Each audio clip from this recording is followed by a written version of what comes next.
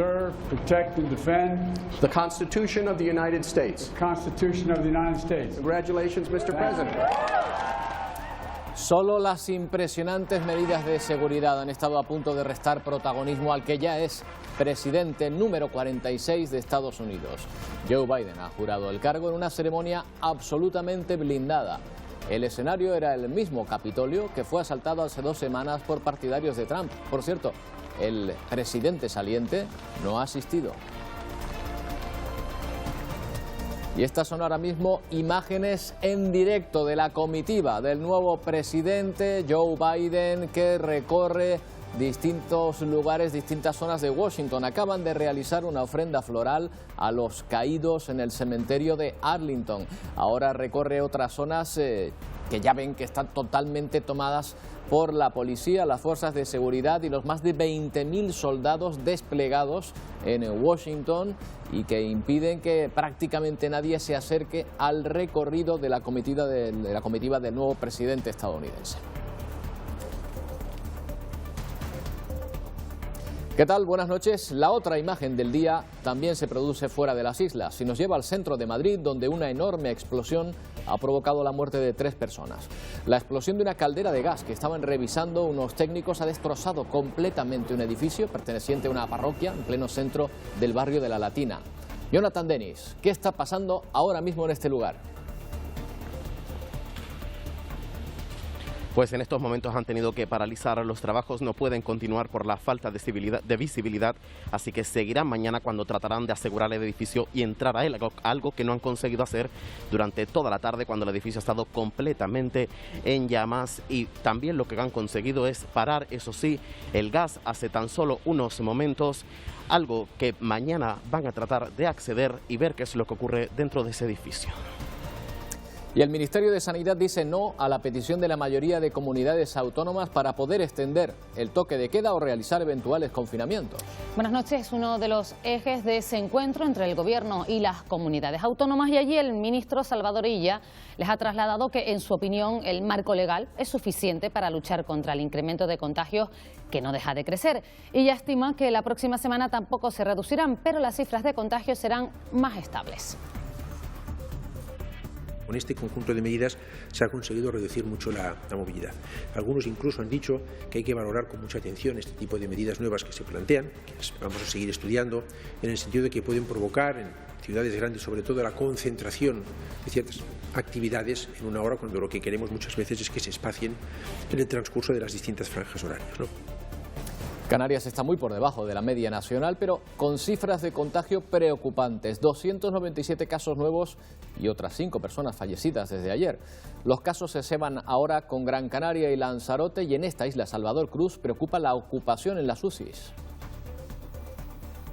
En este momento, Roberto, buenas noches, 9 de las 10 camas de la unidad de cuidados intensivos están ocupadas por pacientes enfermos de coronavirus, pero aunque la situación es crítica, en el hospital Dr. José Molina Rosa están preparados para habilitar hasta 56 camas UCI. La crisis sanitaria ha traído consigo otra crisis económica. Los sectores más castigados llevan meses reclamando ayudas directas para subsistir. Esta noche vamos a entrevistar en directo al vicepresidente y consejero de Hacienda, Román Rodríguez, para explicarnos en qué consistirán las ayudas del gobierno canario para establecimientos turísticos, pymes y autónomos. En algo más de 24 horas han llegado a Canarias 11 embarcaciones con cerca de 400 inmigrantes. La última patera esta misma tarde a la playa de la Cantería, en Órsola, en Lanzarote. Un drama humanitario que vuelve a mostrar su peor cara, con 2 víctimas mortales que fallecieron nada más llegar ayer al Hierro. Otras 4 personas han tenido que ser hospitalizadas en esa isla. El Ventago Express está ya en el muelle de la Luz y de Las Palmas tras una travesía de 11 horas sin incidencias. Allí será reparado de los daños que sufrió el pasado 7 de enero cuando quedó atrapado al intentar atracar en el muelle de Agaete. La ruta de Fred Olsen entre Tenerife y Gran Canaria retoma su horario habitual a partir de mañana.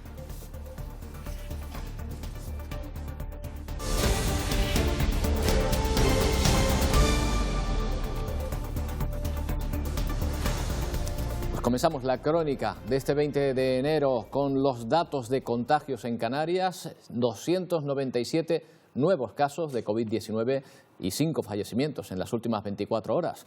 Gran Canaria y Lanzarote presentan el mayor número de casos, pero es esta isla la que ha puesto en marcha un plan de contingencia porque los ingresos por esta enfermedad, Salvador Cruz, también están aumentando. Y ese plan de contingencia, Roberto, buenas noches, contempla ampliar las 47 camas actuales hasta un máximo de 110 camas para los pacientes afectados con coronavirus. El plan también prevé, en el peor de los escenarios, instalar un hospital de campaña con 20 camas más. Un plan que se ha dado a conocer en un día en el que Lanzarote cuenta con 923 casos activos tras registrar 89 nuevos contagios. Gran Canaria no baja del centenar de positivos. Sanidad ha notificado 131 nuevos afectados. Tenerife suma 47 nuevos casos, Fuerteventura 21, El Hierro cuenta con 8 nuevos positivos, La Palma con 2 y La Gomera ninguno. Una cifra más, Canarias ha registrado esta semana 137 nuevos brotes. 58 se han registrado en Gran Canaria y 51 aquí en Lanzarote. Con el semáforo de la pandemia en rojo, estamos en una situación grave, muy preocupante en la isla de Lanzarote. El toque de queda a las 10 de la noche vacía las calles de Arrecife. Hay que concienciar a la población que es algo serio y que tenemos que cumplir todos y ayudar a acabar con esa situación. Terrazas, bares, restaurantes está afectando mucho, demasiado ya. Apuran hasta el último momento para el precipitado cierre. A ver cómo escapamos, pero si se alarga mucho en el tiempo, la verdad que no vamos a sobrevivir, eso seguro. El nivel 3 deja imágenes insólitas. Las carreteras de la isla así, sin tráfico, pero con el virus desbocado. En el hospital la presión asistencial nos preocupa y nos ocupa mucho en estos momentos. Y aunque no hay nada que celebrar, una fiesta como esta se ha vuelto a repetir. En esta ocasión se ha sancionado a 70 turistas por no guardar la distancia ni llevar la mascarilla. En El Hierro se da por controlado el brote de COVID-19 detectado el pasado 31 de diciembre en el centro sociosanitario de Echedo, que llegó a afectar a 16 usuarios y 2 trabajadores y que provocó el fallecimiento de 2 personas mayores. Justamente este miércoles, ya con el alta epidemiológica, se ha empezado a suministrar en el centro la segunda dosis de la vacuna contra el virus. Una buenísima noticia y que significa que el trabajo que hemos desempeñado durante todo este tiempo por parte de las auxiliares pediátricas, de las directoras de residencias, de la consejera de Sanidad y Asuntos Sociales, pues da sus frutos. De tal manera que hoy, mañana, estarán todos los usuarios que están en el centro cultural, estarán de nuevo en el centro sociosanitario. Varias comunidades autónomas habían pedido adelantar el toque de queda para reducir la movilidad nocturna, pero el ministro de Sanidad lo ha descartado. En la reunión del Consejo Interterritorial de Salud entre comunidades y gobierno, el ministro ha dicho que con las medidas que se recogen en el estado de alarma se ha podido doblegar la curva de contagios. Para ella no se trata de añadir medidas, sino de aplicar las que actualmente están en vigor. Con este conjunto de medidas se ha conseguido reducir mucho la movilidad. Algunos incluso han dicho que hay que valorar con mucha atención este tipo de medidas nuevas que se plantean, que vamos a seguir estudiando, en el sentido de que pueden provocar en ciudades grandes, sobre todo, la concentración de ciertas actividades en una hora, cuando lo que queremos muchas veces es que se espacien en el transcurso de las distintas franjas horarias, ¿no? Pero hay hasta 9 comunidades autónomas que no están de acuerdo con esta visión y que ven cómo la evolución de la pandemia en España sigue aumentando. Hemos preguntado en la calle sobre las posibles medidas y restricciones que piden estas comunidades y que aumentarían, por ejemplo, el toque de queda.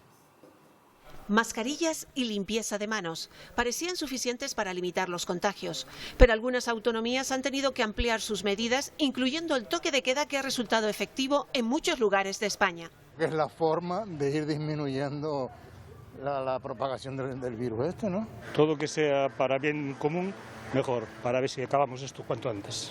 Lo veo bastante bien, me parece una medida bastante buena para hacerle freno a esto. Y eso es lo que plantean algunos gobiernos regionales, adelantar la hora para no estar fuera de casa después de las 8 de la tarde, aunque no todo el mundo está de acuerdo. Ahora mismo, si en Canarias hemos conseguido retroceder un poco y ponerlo a las 11 en vez de a las 10, me gustaría que siguiera igual, más que nada porque estamos perjudicando al pequeño comercio y a la hostelería que nos hace tanto falta aquí. Una norma que por el momento no se contempla. El nivel 3 ha agudizado la crisis económica tanto en Lanzarote como en Gran Canaria. El sector turístico y hostelero se están viendo gravemente afectados por las restricciones. En el sur de Gran Canaria la ocupación es mínima, aunque hay terrazas abiertas apenas hay clientes con los que llenarlas. Playa del Inglés muestra su cara más solitaria. Las terrazas de este enclave, habitualmente lleno de turistas en esta época del año, apenas ocupan la mitad de su capacidad. Los empresarios de hostelería aseguran que en lo que va de año han facturado solo un 10% de los ingresos que obtuvieron en el mismo periodo del año anterior. A la poca llegada de turistas se suman las restricciones de un nivel 3 que han hecho que muchos se decanten por no abrir o por cerrar definitivamente. En la gran mayoría de los que queda abierto la plantilla se ha reducido a un 20%, nada. Esto es desierto. Muy poca gente y gente también, ¿sabes? Con mascarilla, gente tampoco le gusta. El sector hotelero y extrahotelero no vive una situación mejor. Las restricciones europeas han hecho que la ocupación apenas roce el 10%. Muchos de ellos con mayores pérdidas abiertos que cerrados, pero mantenemos los hoteles abiertos, todas las cadenas mantenemos un hotel abierto, pues para transmitir que seguimos abiertos el destino, para seguir mostrando confianza en el destino. Los empresarios creen que esta situación se prolongará al menos hasta mitad de año. Los locales de restauración son los más afectados por las restricciones. Muchos propietarios han tenido que optar por nuevos expedientes de regulación de empleo, por ERTEs, o ajustar el horario para poder sobrevivir. Eso los que no han cerrado. Un miércoles cualquiera estas sillas y taburetes del restaurante de John Suárez estarían ocupadas por decenas de clientes. Sin embargo, con las restricciones de la alerta 3 tan solo hay espacio para 3 pequeñas mesas que han podido poner en la calle tras hacer una petición al ayuntamiento. Están, dice, al 15% de su actividad habitual. No vamos ni para sueldos, ni para gastos, ni para nada prácticamente. Éramos 5, ahora somos 3 y escapando. Nos hemos reducido el sueldo porque no da para más. También han reducido el horario de apertura, al igual que Héctor, proveedor de alimentos a locales de restauración. Ha tenido que parar incluso los procesos de selección de nuevo personal. A esos restaurantes que nosotros le vendemos, pues prácticamente muchísimos están o cerrando o minimizando el trabajo de ellos. La ver este bajón, pues esas personas que estaban esperando entrar a trabajar con nosotros, pues no van a poder entrar todavía. Los ERTE se han prorrogado hasta el 31 de mayo manteniendo las condiciones iniciales. No se podrá despedir al trabajador como mínimo durante los 6 meses posteriores al reinicio de su actividad. La consejera de Economía se reúne con representantes empresariales de los sectores más afectados por las restricciones sanitarias para analizar las ayudas directas para pymes y autónomos dentro del plan de rescate. Son unas subvenciones que se destinarán a compensar los gastos de funcionamiento de las empresas que se han visto abocadas a parar su actividad o a reducirla drásticamente debido a la pandemia. Ayudas que se suman a las medidas dadas a conocer esta semana por el vicepresidente del Gobierno, Román Rodríguez. Un plan de rescate para dar respuesta a aquellos sectores que se están viendo especialmente afectados con mayor intensidad en esta tercera ola de la COVID como consecuencia de las medidas sanitarias que se han adoptado. La prioridad es la salud, pero tenemos que acompañar a nuestro tejido productivo, a nuestras empresas. Pues como les decimos, el Gobierno de Canarias ha anunciado ayudas directas a establecimientos turísticos, pymes y autónomos de sectores especialmente golpeados por la crisis, como es la hostelería y restauración, bares y cafeterías, instalaciones y centros deportivos y también de ocio nocturno. Vamos a buscar los detalles sobre estas ayudas con el vicepresidente del Gobierno, consejero de Hacienda, Presupuestos y Asuntos Europeos, Román Rodríguez. ¿Qué tal, señor Rodríguez? Buenas noches. Hola, buenas noches. ¿Qué tal? Bueno, se trata de ayudas directas. Vamos a ponerlas en cifras, si les parece, para quien crea que se puede acoger a ellas. ¿Qué requisitos precisa y cuál es la cantidad que puede llegar a recibir? Pues todavía no están definidas. Lo que sí tengo que decirles es que la comunidad autónoma tiene competencia en materia de sanidad, educación, carretera o vivienda. Pero a pesar de que esta no es una responsabilidad de nuestra estructura competencial, el año 20 el Gobierno promovió ayudas por valor de 95,3 millones de euros a los sectores más afectados. De lo que se trata ahora es de los sectores que siguen estando dañados por la continuidad de la pandemia, especialmente en el sector de hostelería, restauración, bares, cafeterías, gimnasios, pues establecer un nuevo paquete de ayudas que no están definidas, pero que tratarían de ayudar a los costes fijos de estas entidades empresariales que están cerradas o que están abiertas con pérdidas. Por lo tanto, incorporaríamos un nuevo paquete de ayudas que se suma al que ya hicimos el pasado año, insisto, por 95 millones de euros. Además de eso, estamos interesados en dar una respuesta al tema fiscal y para ello promoveremos retrasar el pago de las deudas fiscales y también de los impuestos ordinarios, de manera que el Gobierno mañana discutirá este tema, definiremos las cantidades y luego los departamentos responsables gestionarán el paquete de ayuda. Serán importantes, no puedo dar la cantidad porque estamos justamente evaluando las fuentes de financiación. Esto no es presupuesto ordinario del año 21, estos serían recursos adicionales o bien procedentes de fondos europeos o bien procedentes de un préstamo que pida el Gobierno para atender estas ayudas en una situación excepcional, dado el gran daño que la pandemia produce en el sistema productivo y especialmente ahora en bares, restaurantes, cafeterías, gimnasios, instalaciones hoteleras, etcétera. Pero insisto, esta no es nuestra competencia, pero no vamos a dar la espalda a los sectores económicos más dañados y promoveremos más ayudas y más medidas fiscales seguramente entre esta semana y la próxima semana. Concretaremos medidas y propuestas en cada ámbito, digamos, que precisa de estas ayudas. Y una de las opciones, buenas noches, señor Rodríguez, para financiar estas ayudas a través de la deuda, ¿qué margen tienen las islas para ello? Vamos a ver, nosotros ya hicimos, insisto, un gran esfuerzo el pasado año porque nuestra gran tarea son los servicios sanitarios para contener la pandemia. Nuestra gran tarea es un sistema educativo que está dando educación presencial con bajísima contagiosidad porque contratamos 3.000 trabajadores más, en sanidad 4.000, vamos a hacer viviendas y carreteras. Pero el Gobierno de España, yo esperaba que el Gobierno de España fuera más generoso con el sector turístico español y canario, pero desgraciadamente las medidas apuntadas por el Gobierno no son suficientes y nos vemos obligados, a pesar de que no está en nuestra estructura competencial, a hacer un esfuerzo como ya hicimos el pasado año, ahora más dirigido a este sector que hemos comentado. Los recursos o fondos europeos, y no está fácil, los fondos están dirigidos para determinadas tareas y esta no es la más clara y además son lentos y complejos, y la otra opción es pedir un préstamo que lo haríamos porque creemos que la necesidad lo justifica.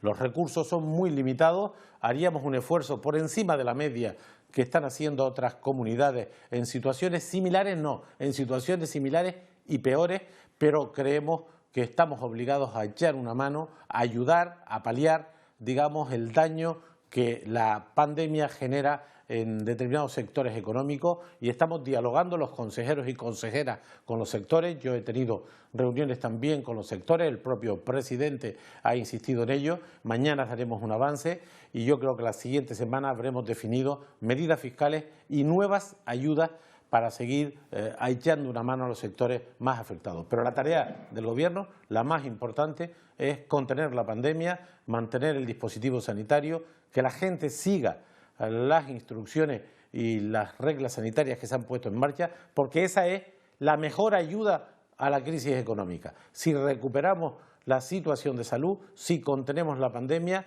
las actividades económicas resurgirán. Si el proceso de contagiosidad continúa, como está pasando de manera, digamos, muy grave en el territorio continental español, el cierre va a continuar. Hoy en el Consejo Interterritorial pues se armó una discusión sobre este tema, donde la mayoría de las comunidades piden medidas más restrictivas, incluido el confinamiento domiciliario.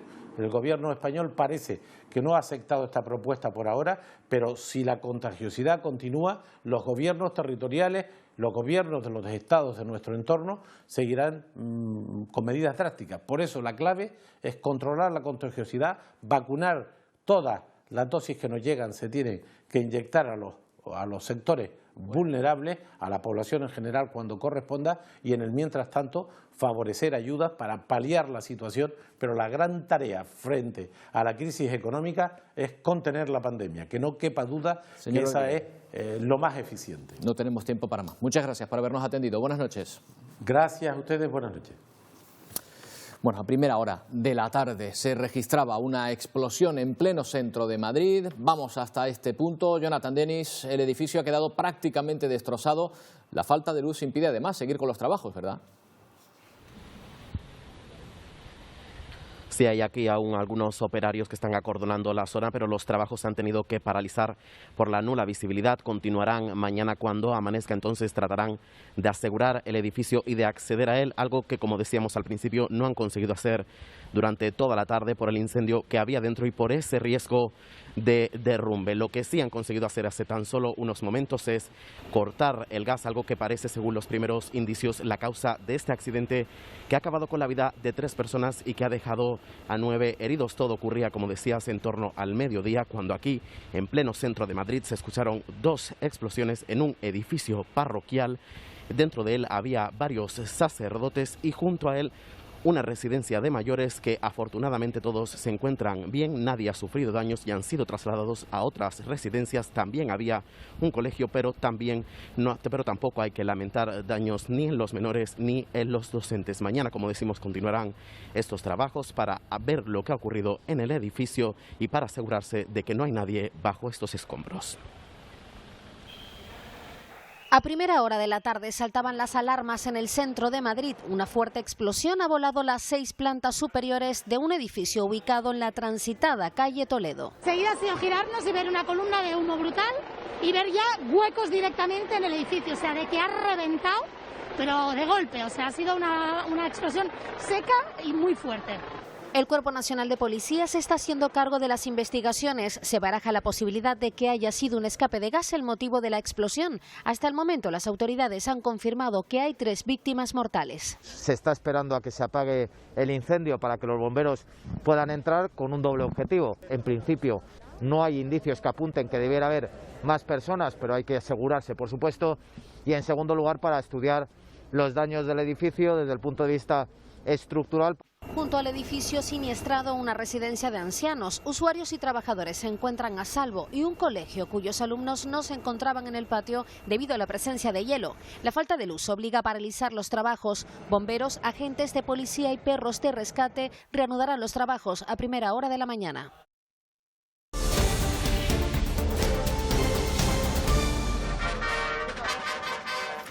Imágenes en directo de la toma de posesión de Joe Biden como presidente número 46 de Estados Unidos. Ahí la vemos junto a su mujer, la primera dama de aquel país, que están haciendo un recorrido dentro de la ceremonia de toma de posesión que les ha llevado después del Capitolio. El mismo Capitolio asaltado hace 2 semanas por partidarios de Trump, hasta el cementerio de Arlington, donde ha llevado a cabo una ofrenda floral. Ahora se dirige a otro punto de la capital estadounidense, donde lo vemos junto a su mujer. Dará por finalizado, creemos, ya esta ceremonia oficialmente de toma de posesión. Bueno, los protagonistas del día: el presidente que sustituirá a Donald Trump en la Casa Blanca y la primera mujer vicepresidenta de Estados Unidos. Office of President of the United States. Office of President of the United States. So help me God. So help me God. Hoy han jurado su cargo, como ven, en la ceremonia más blindada que se recuerda, y es que hace solo 2 semanas que varios cientos de seguidores de Trump tomaban ese mismo espacio al asalto. Por cierto, el ya expresidente ha mostrado poco espíritu deportivo, ni siquiera ha asistido al acto. Es la primera vez que ocurre en más de 150 años. La ceremonia de la toma de posesión había generado una enorme expectación, no solo en este país, sino en todo el mundo, pero todo se ha desarrollado como estaba previsto. Washington, Diego Borbolla. Hola, efectivamente, justo en este momento llega Joe Biden junto con su esposa Jill Biden a la Casa Blanca. Se encuentran frente a la puerta principal de este recinto después de que se realizó la tradicional parada militar, este desfile inaugural desde la calle 15 hasta la Casa Blanca aquí en Washington, D.C. Ha sido un día muy intenso, tomó posesión en el Capitolio, después se trasladaron al Cementerio Nacional de Arlington, donde rindieron un homenaje a los soldados que han caído, colocaron ahí una ofrenda floral, él en compañía de su esposa, y justo en este momento está entrando a la Casa Blanca, el recinto que se encuentra a mi espalda aquí en Washington, D.C., fuertemente resguardado en toda la periferia por los elementos de la Guardia Nacional. Es lo que ocurre al momento y en vivo. 200.000 banderas sustituyen a la multitud que suele congregarse cada 4 años en el National Mall de Washington para asistir a la toma de posesión del presidente. The Constitution of the United States. The Constitution of the United States. So help you God. So help me God. Congratulations, Mr. President. Biden conoce bien el Capitolio, lo pisó por primera vez en enero de 1973, con 30 años, al ser elegido senador por el estado de Delaware. Ahora, con 78, asume la presidencia. Hoy, en este día de enero, toda mi alma está en esto, volver a unir a Estados Unidos, uniendo a nuestra gente, uniendo a nuestra nación. A Biden le comparan en Estados Unidos con Roosevelt por la magnitud del reto que afronta. El primer presidente católico desde Kennedy se enfrenta a una pandemia y a la recesión económica más aguda desde 1929.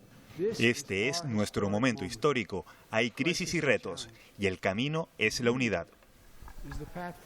Sin embargo, después de 4 años de un presidente abiertamente racista y misógino, su primer objetivo será conseguir que los Estados Unidos vuelvan a hacer honor a su nombre.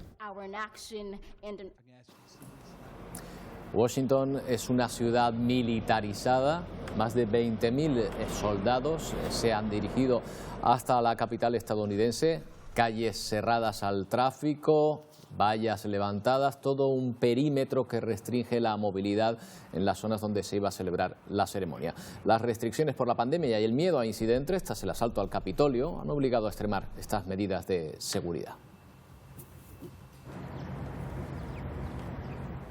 Ya decimos que en esa ceremonia no estaba el ya expresidente Donald Trump, y ustedes se preguntarán, ¿dónde estaba? Pues rumbo a Florida. Bueno, ya debe estar en aquel estado. Sí, algo que no ocurría, Roberto, desde hace más de 150 años. Trump pues no ha querido ir a la toma de posesión de su sucesor y se ha despedido con un "nos vemos pronto".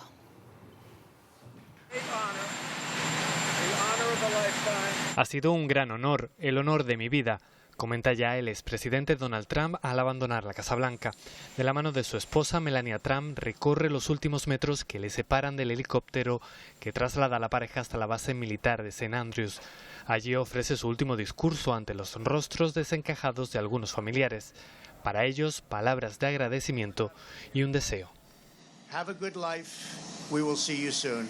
Buena vida y nos veremos pronto, sentencia Trump, que sigue sin reconocer los resultados electorales y ha rehusado acudir a la ceremonia de investidura de Joe Biden. El matrimonio hace su último viaje en el Air Force One hasta Florida. Un grupo de ciudadanos le recibe con pancartas y banderas en muestra de apoyo. Su destino final, una mansión en Palm Beach. Trump se va prometiendo volver, pero no lo tendrá fácil. En la justicia, múltiples causas pendientes: incitación a la insurrección, evasión de impuestos o fraude bancario. En los negocios enfrenta una deuda millonaria de su imperio hotelero. En la política, algunos de sus compañeros republicanos ya le han dado la espalda. Superó su tartamudez de niño y se convirtió a los 29 años en uno de los senadores más jóvenes de Estados Unidos. Marcada por la tragedia, así ha sido la vida del nuevo presidente de Estados Unidos, Joe Biden. Tras varios intentos por llegar a la Casa Blanca, a sus 78 años, Joe Biden se convierte en presidente de los Estados Unidos. Lo hace tras 36 años en el Senado y 8 como vicepresidente durante el gobierno de Barack Obama. Es alguien que conoce los rincones de Washington mejor que cualquier persona. Nacido en un hogar de clase media, estudió Derecho y se convirtió en 1973 en uno de los senadores más jóvenes de la historia de su país, con tan solo 29 años. Comenzaba entonces a despegar su carrera política cuando la muerte de su hija pequeña y su primera esposa en un accidente de coche golpeó su vida. Aunque sus rivales reconocen sus capacidades y habilidades políticas, su apoyo a la guerra de Irak le pasó factura. todo eso era de otra época y las políticas que él apoyó en los 90, los 80, los 70 no son los mismos que él apoya hoy en día. Como vicepresidente fue clave en la política exterior, en la instalación del Obamacare y lo consideran el artífice de la recuperación económica de la recesión de 2008. El mejor vicepresidente que hemos visto. Y aunque muchos lo daban como candidato seguro a las presidenciales de 2016, otro duro golpe familiar, la muerte de su hijo Bob, le alejó de la política.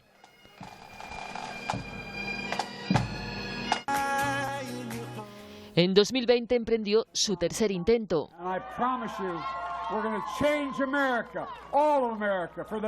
Y a la tercera, la vencida Joe Biden llega a la Casa Blanca acompañado de su esposa desde hace 43 años y con casi medio siglo de experiencia en la vida política. Quédense con este rostro porque durante los próximos 4 años será la vicepresidenta de los Estados Unidos de América, Kamala Harris. Esta mujer de 56 años de edad es licenciada en Derecho por la Universidad de California. Comenzó su carrera en la oficina del fiscal del distrito del condado de Alameda. Poco a poco fue ascendiendo hasta convertirse en fiscal general de California en 2010 y reelegida en 2014. Entra en el mundo de la política 3 años más tarde como senadora de los Estados Unidos. En la Cámara Alta abogó por la reforma del sistema de salud, la legalización federal del cannabis, la prohibición de las armas de asalto y por una reforma fiscal progresiva. Biden la eligió para que lo acompañara en su carrera hacia la Casa Blanca. Tras el triunfo de los demócratas, Kamala Harris será la primera mujer vicepresidenta de los Estados Unidos. Hemos preguntado a la comunidad norteamericana que vive en Canarias cómo está siguiendo esto que ocurre en Estados Unidos. Muchos con una mezcla, dicen, de decepción y miedo. Partidarios y contrarios y opositores a Joe Biden desean que en su país se pueda volver a hablar de política en libertad. Para algunos de los americanos partidarios de Joe Biden que viven en Canarias, hoy es un día muy importante. Estoy emocionado para el cambio. La verdad es que estoy un poco ansiosa, nerviosa, tengo un poco de miedo de lo que va a pasar. Dicen haber vivido la toma del Capitolio como una ficción. ¿Pero esto es de una película? ¿O qué? No lo podía creer. Creen que el nuevo presidente marcará un antes y un después en su país. Creo que Biden puede ayudar a mucha gente con la pandemia. Se va a poder hablar de lo que pasa en Estados Unidos de manera positiva. Entre los partidarios de Donald Trump, preocupa la transición. Estamos viendo una transición desde democracia hasta socialismo y un socialismo bastante radical. Seguirán la toma de posesión a miles de kilómetros de sus hogares. Más de cerca lo vive la población canaria residente en Estados Unidos. En su día a día todavía está presente el asalto al Capitolio. Un poco un sabor agridulce, en el sentido de que estamos tan felices porque Biden ha sido presidente. Es como queremos festejar, pero a la vez es como con mucho cuidado, ¿no? Cualquier cosa se puede esperar. Hasta el día de hoy, en cada ciudad tenías pequeños grupos de republicanos que seguían con sus pancartas y seguían diciendo que estas han sido unas elecciones robadas. Te puedo poner como ejemplo que los profesores de mis niños han cancelado las clases presenciales esta semana por miedo a posibles revueltas. Han indicado que no iban a explicar ni iban a enseñar nada de la investidura de hoy para evitar posibles roces entre padres. Coinciden en querer dejar ya atrás los últimos 4 años. Empiezan 4 años nuevos. Y deseando que ya empiece una nueva etapa. Yo tengo esperanza. El pasado 7 de enero quedaba atrapado al intentar atracar en el muelle de Agaete. Pues bien, después de casi 2 semanas, el Ventago Express ya se encuentra en los astilleros del Puerto de la Luz y de Las Palmas para ser reparado. Un trayecto de 11 horas sin incidencias. A las 8 de la mañana partía el Ventago Express hacia la capital Gran Canaria tras 14 días en Agaete. Se ha soltado el barco y ahora mismo está siendo remolcado, en este caso por un remolcador más grande, con más potencia. Desde que el ferry encalló cerca del Muelle de las Nieves, han sido muchos los vecinos que se han acercado a diario para ver cómo avanzaban los trabajos. Por eso, tampoco han faltado el día de su marcha. Vamos allá hasta de menos. He venido todos los días. Porque gracias que no pasó nada. Tenía un vilo a toda la población. Ya era hora que desapareciera del muelle. Solamente faltó que saliera la banda de Agaete. Y sin la banda sonora de la rama, pero a 2 nudos de velocidad, el Ventago Express rodeó toda la cara norte de la isla sin mucha prisa, pero con mucha cautela, hasta llegar a Las Palmas de Gran Canaria, una imagen que se veía desde todos los puntos de la ciudad. Y tras 11 horas de navegación, el ferry ha llegado al puerto de La Luz y de Las Palmas para ser reparado. La travesía se ha llevado a cabo sin ninguna incidencia y sin contratiempos. Un centenar de personas serán los encargados de evaluar y reparar el Ventago Express y se estima que los trabajos se alarguen durante 4 meses, mientras Fred Olsen recupera la normalidad desde este jueves y volverá a operar hasta Tenerife desde Agaete con 6 conexiones diarias. Hace unos meses 7 personas resultaron heridas en Santa Cruz de Tenerife después de que un conductor las arrollara en una terraza de la avenida de Anaga. Bien, ahora el Ayuntamiento capitalino ha instalado unas barreras de seguridad para evitar que se repitan accidentes similares. No me lo puedo creer, hermano. ¿Recuerdan estas imágenes? Capi, eso es una cosa de loco, tío. Ocurrieron el 21 de noviembre después de que un coche arrollara varias mesas, dejando a 7 personas heridas en una de las zonas de ocio más concurridas de Santa Cruz. Hermano, un accidente que aún sobrecoge. Mi primer pensamiento fue como a un disparo. Hoy, casi 2 meses después, la imagen allí es otra. La zona se ha blindado con estas barreras New Jersey. La gente se siente más segura, la verdad que sí. Ya tenemos más clientes que se sientan. La necesitábamos porque con lo que ha pasado, la gente por el lado de la carretera no se quiere sentar. Y con razón, dada la proximidad con la que circulan los coches. Con la barrera yo me siento un poco más tranquilo comiendo, la verdad que sí. Si viene uno, se deja dormir, nos lleva todo para ir para adelante. Ahora en la zona el cliente disfruta más tranquilo, aunque estas medidas aún son mejorables. Ese gris así no da mucho... No decora bien la avenida. Quizás su diseño no sea digno de revista de decoración, pero su función bien merece este espacio. Esta tarde llegaba una nueva patera a Lanzarote, en concreto a la playa de la Cantería en Órsola. A bordo de la embarcación viajaban 27 migrantes, entre ellos 2 niños. Con esta embarcación, en poco más de 24 horas, han llegado a Canarias 11 pateras con casi 400 migrantes. Un drama humanitario que se cobra 2 vidas, 2 de los migrantes que ayer llegaron a la Restinga, en El Hierro. El presidente de Canarias, Ángel Víctor Torres, ha destacado el compromiso del Gobierno en el impulso de las energías limpias, precisamente en la isla del Hierro, donde pudo comprobar los trabajos de Gorona del Viento. Gorona del Viento, proyecto pionero, ha situado a El Hierro a la cabeza de las energías renovables. El presidente canario ha visitado por primera vez sus instalaciones y ha destacado el compromiso del Ejecutivo Regional de continuar apostando por las energías limpias. Generar empleo, mover la economía, transformar la sociedad, apostar por el presente y el futuro a través de las energías limpias. Saben de nuestros proyectos y estoy seguro absolutamente que van a influir. En su agenda ha mantenido una reunión institucional con los máximos representantes insulares. Muchos temas sobre la mesa, la economía, uno de ellos. Torres quiso recordar que en unos días se anunciarán las ayudas a las empresas que prepara el gobierno canario por la COVID-19. Será un paquete importante en la que habrá ayudas directas. Y del mismo modo que habrá ayudas directas, queremos tener un paquete importante económico que bien podrían venir de los fondos europeos, de los fondos REACT, para el sector del turismo, del comercio, de la restauración. Una jornada en la que se han planteado muchos asuntos, presupuestos, COVID, migración y otros proyectos municipales. El Cabildo de La Palma ha celebrado un homenaje en memoria del coordinador del Centro de Coordinación Operativa Insular, Secopin, Francisco Manuel Hernández Pérez, conocido como Kiko, fallecido en 2019. En el acto se destacó la importancia que tuvo su figura, no solo para la Corporación Insular y todos los equipos de emergencia, sino también para la ciudadanía palmera. Y Valle Gran Rey ha diseñado una mascarilla con la imagen ganadora del último concurso de fotografía. La intención es que los turistas la usen como medida preventiva y que al mismo tiempo sirva como promoción turística para el municipio. Este es el charco del Cieno con el risco de la Merca al fondo. Y esta es la nueva mascarilla promocional del municipio gomero de Valle Gran Rey. El turista puede visitarnos y visitarnos con seguridad, y lo que pretendemos es pues eso, que la gente no olvide que debemos mantener las distancias de seguridad y la protección con la mascarilla. Para ello han usado la imagen ganadora del último concurso municipal de fotografía. La zona para mí tiene mucha representación, aparte de que es un lugar de interés científico, que no hay muchos ya en Canarias, humedales como ese. Me parece que es un símbolo bastante representativo del pueblo. Y de esta forma tan simple, la belleza se une a la protección anti-COVID. Ahora solo esperan que sean muchos los turistas que se lleven esta mascarilla como recuerdo de sus vacaciones y sigan usándola allí donde residen. De importante para el patrimonio y la historia de Fuerteventura. El poblado aborigen de la Atalayita, en Pozo Negro, ha reabierto hoy sus puertas con una imagen renovada.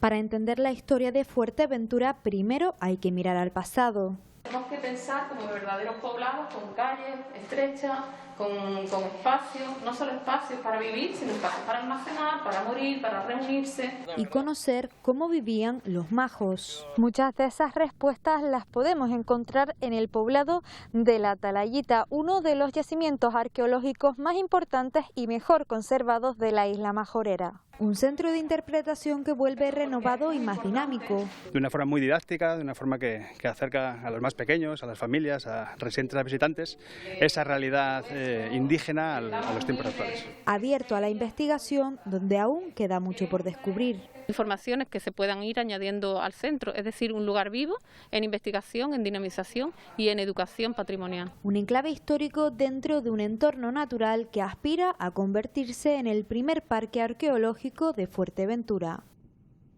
El arte contemporáneo toma las calles de Las Palmas de Gran Canaria. Mañana empieza el primer encuentro de arte actual que ofrece otra mirada de la ciudad a través de un recorrido por las obras de una treintena de artistas.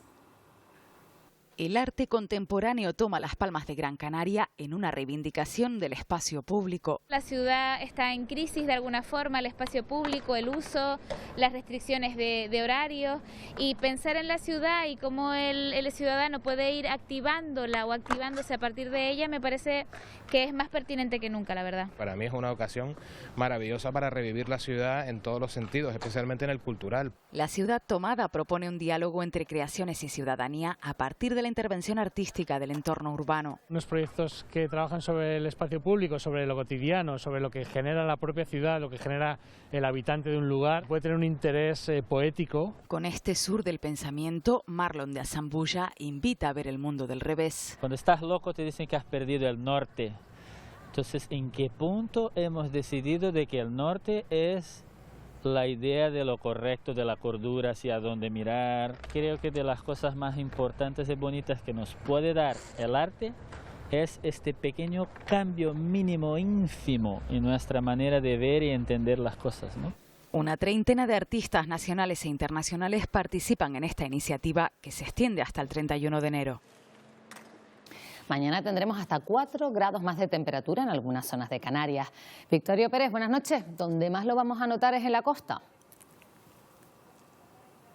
Sí, Pilar, una subida de las temperaturas que nos va a dejar valores de hasta 24 grados en La Gomera o en el sur de la isla de Gran Canaria. Eso sí, por las noches vamos a seguir necesitando el abrigo porque hay un contraste térmico importante. Durante la madrugada hay fresquito. Vuelven las nubes del alisio en la cara norte de las islas más montañosas y también tendremos nubes mañana en Fuerteventura, en Lanzarote y en La Graciosa.